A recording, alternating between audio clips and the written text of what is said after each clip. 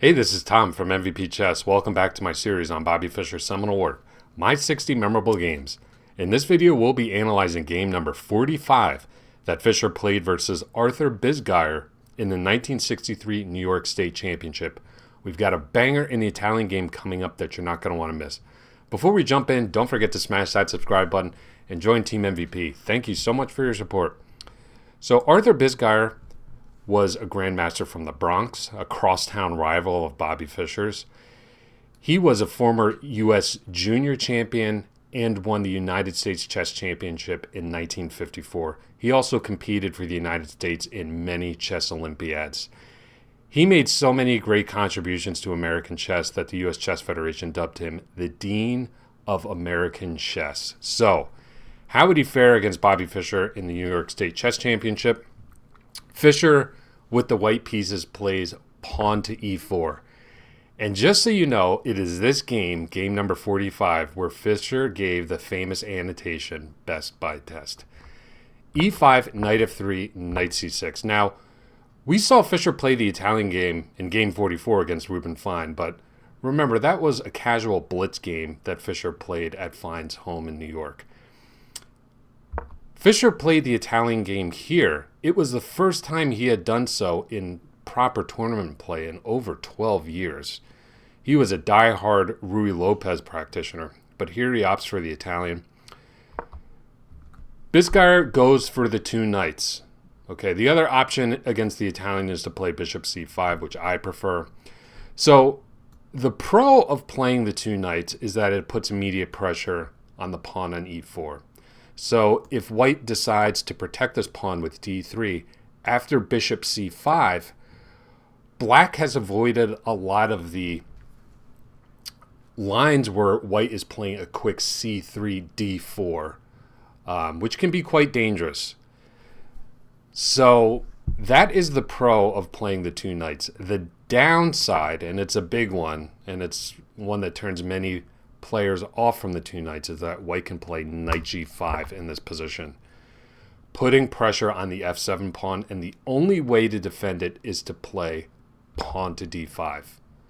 Okay, white captures, and in the game we saw knight to a5.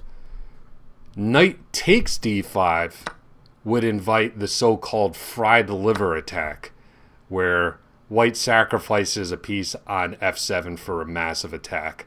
That's neither here nor there, though. I'll let you investigate that sacrifice on your own. In the game, we had knight a5 attacking the bishop, bishop e5, c6, and we have a capture on c6. So after bishop e2, you notice that this is a pawn sacrifice for black. But black does get good central control, good activity for his pieces, and a slight lead in development. So chances are about equal. We have h6. Fischer retreats the knight to h3. Bishop c5. Both sides castle. And Fischer plays d3. Now, Bisguier decides to capture this knight on h3. A very tempting move to play. Doubling the pawns. And after queen d7, bishop f3, and queen takes, black has managed to restore material equality, but he did have to give up something, and that is the advantage of the two bishops. So Fischer said that even though black has equalized in material, he had faith in his two bishops. So let's see how this plays out. Fischer plays knight d2, looking to develop the knight to e4. Bisguier starts to centralize his rooks. Fischer kicks back the queen, and could play queen f3 here, which Fischer said is probably best, heading towards an endgame where Fischer would have the bishop pair and a better pawn structure, in particular on the queen side, where Bisguier has two isolated pawns that Fischer could attack in the long term. But instead, Fischer kept more tension in the position and played queen e1. And after rook fe8, landed the knight on the e4 square, hitting this bishop on c5. So Bisguier retreats. Now, Fischer says in this position that he was quite worried about the maneuver knight d5 to f4, where the knight would stand really well.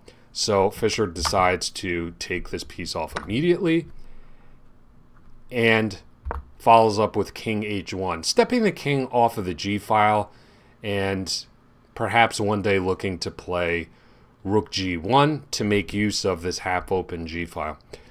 We have pawn to c5 and then queen c3. So a nice move by Fischer, preventing the advance c4, preparing pawn to f4, and notice what's happened with Bisguier's dark square bishop. It's totally inactive now. It's basically become a tall pawn, and we'll see that it has really no active role for the rest of the game. Bisguier looks to improve the position of his misplaced knight on a5, so he plays knight to c6, looking to centralize it on the d4 square. Fischer plays f4. We have knight d4, queen c4, queen g6, and c3. So the d4 square was attractive for the black knight, but notice it's not an outpost. Fischer has the c pawn available to kick it off its perch.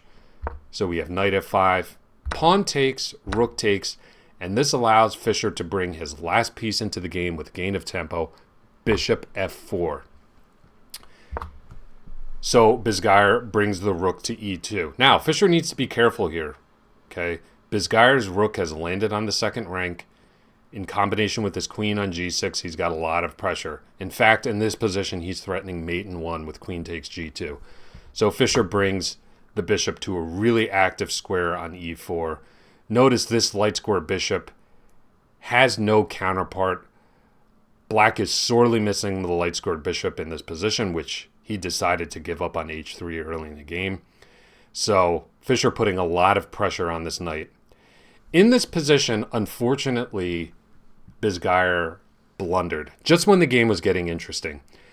Black stands really well in this position and is definitely for choice after the move rook e8, bringing the rook into a more active position and menacing rook 8 takes e4, undermining the defense of the g2 square. So that definitely would have been Black's best continuation. Instead, Bisguier blundered with rook takes b2. So I will turn it over to you in this position. It's white to play. How did Fischer win a piece in this position? Pause your videos and try to find the game continuation. So congratulations if you were looking for ways to put more pressure on this pin piece. Okay, so naturally we want to move this dark square bishop, but where to? The only square that works is bishop e5. Congratulations if you found this move.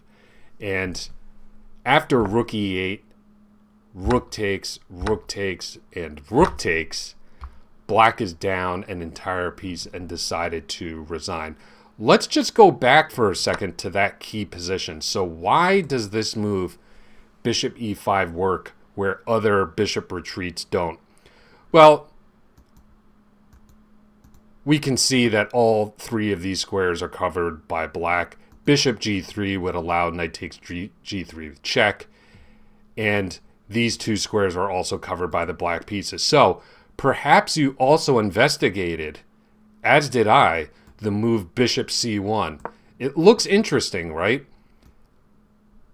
You're opening up more pressure on this pin piece. You're also attacking the rook on b2. But you're underestimating Black's attacking chances in this position. Okay, a really nice move would be knight g3 check. Okay, this is a relative pin. It's not an absolute pin. And after h takes, queen h5, king g1, queen h2 would be checkmate. So after rook takes b2, that was probably the line that Bisguier had calculated to justify this pawn capture. But he just didn't spend enough time analyzing this move, bishop e5, and just completely missed that the knight on f5 was lost. So hope you enjoyed this analysis. Don't forget to smash that subscribe button, join Team MVP. You're not going to want to miss my next installment, which is game number 46. Thanks so much for watching. I hope you have a great rest of your day. Take care.